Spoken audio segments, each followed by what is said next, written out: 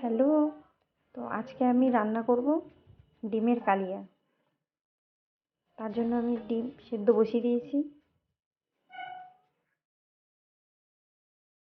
ডিমটা সেদ্ধ হতে হতে আমি আদা পেঁয়াজটা কেটে নিচ্ছি।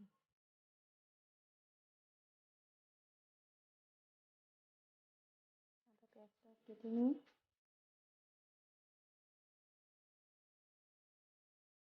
দেখতেই পাচ্ছ এখন কুচাবো। চাকু দিয়েও কাটতে পারি, কেটে নিচ্ছি কেটে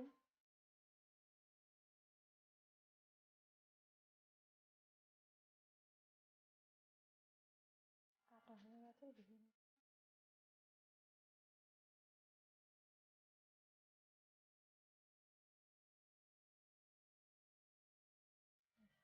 এবার এটা বেটে নেব। প্রথমে আদা রসুন একসাথে বেটে নেব।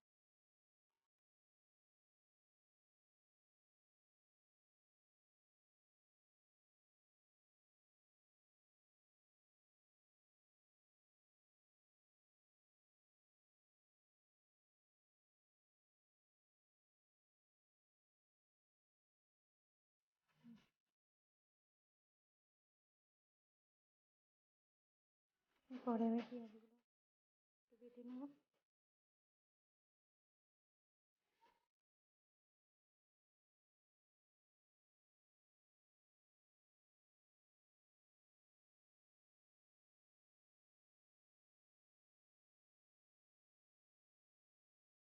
পেঁয়াজগুলো বাটা হয়ে গেল।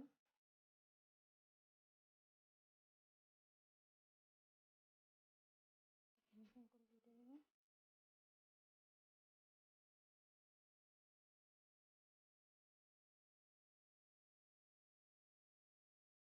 ডিমটা সেদ্ধ হয়ে গেছে, ডিমটা নামিয়ে দিচ্ছি।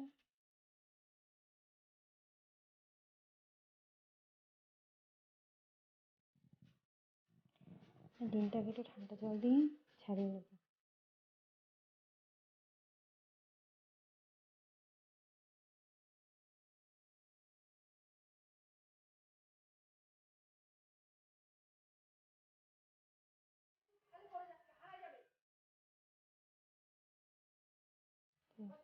ডিমগুলো আমার ছাড়ানো হয়ে গেছে।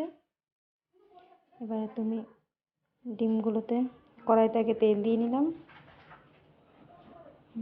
এবার ডিমের নুন হলুদ দিয়ে দেবো।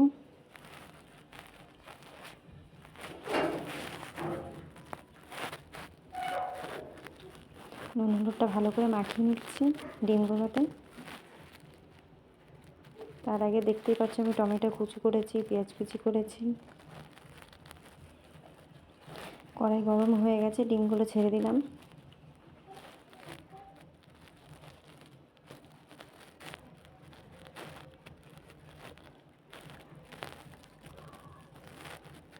ডিমগুলো বেশি ভাজবো না, ডিম ভাজা হয়ে গেছে।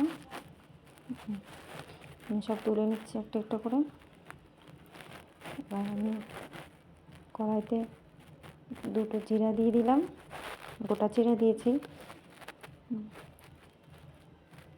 দুটো শুকনো লঙ্কাও ভেঙে দিয়েছি।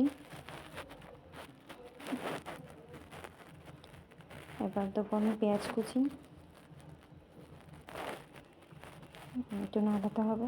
পেঁয়াজটা একটু লাল লাল করে ভেজে নিলে ভালো হয়, তাহলে পেঁয়াজটা তরকারি দিলে কাটিয়ে থাকে না।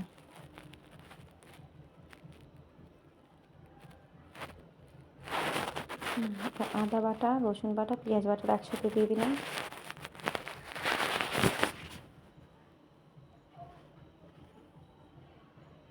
একটু নেড়ে চেড়ে নিলাম। এবার এখানে আমি পরিমাণ মতো নুন দিয়েছি। কেউ নুন বেশি খায়, তো আবার কেউ নুন কম খায়। তো আমি একটু বেশি খাই, একটু বেশি দিয়েছি। হলুদ দিয়ে দিলাম 2 চামচ। একটু নেড়ে নেবো এবার।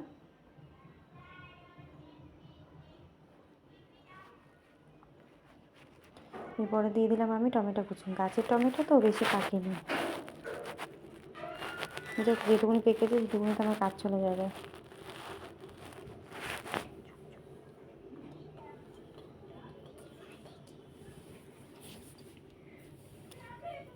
এরপরে লঙ্কার গুঁড়ি অ্যাড করলাম।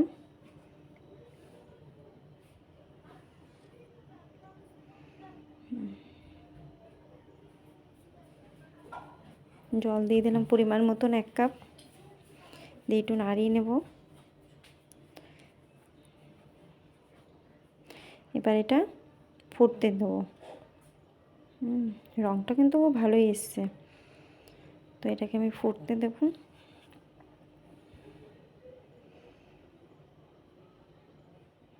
ব্যাস, দেখতেই পাচ্ছ তোমরা ফুটছে। ডিমগুলো আমি ছেড়ে দিচ্ছি একটা একটা করে।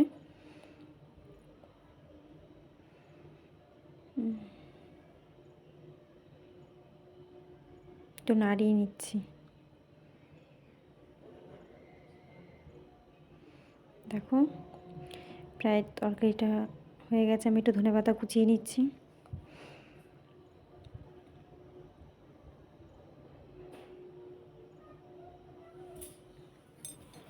ধনেপাতা কুচানো হয়ে গেছে, আমি এবার এটা তরকারিতে দিয়ে দেবো।